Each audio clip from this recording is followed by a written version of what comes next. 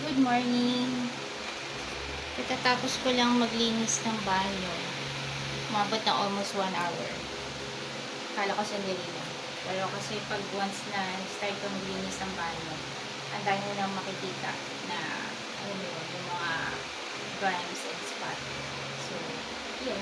Umabot na almost 1 hour. Pero quick exercise muna tayo for the butt.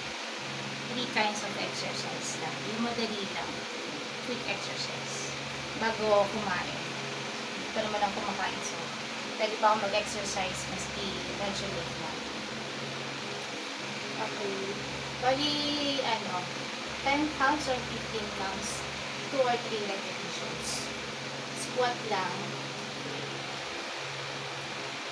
Spread mo yung legs mo and then squat lang. Kung ano yung kaya mo lang. Hindi masyadong mataas. Hindi masyadong mababa.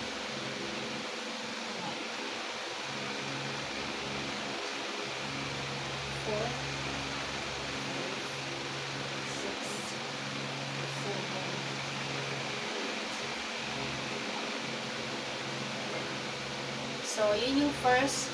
Yung second, same position. Nakaspread yung legs mo. Konti. Tapos, magbe-bend ka lang sa right. 1, 2,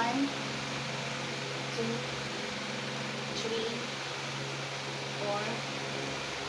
5, 6, 7, 8,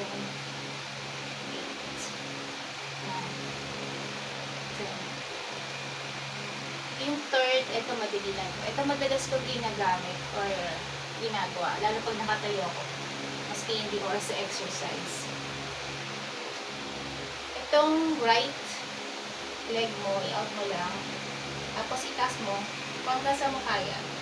1, 2, 3, 4, 5. Tapos kabila, left. 1, 2, 3, 4, 5. Para dito yan. Sulitin mo lang.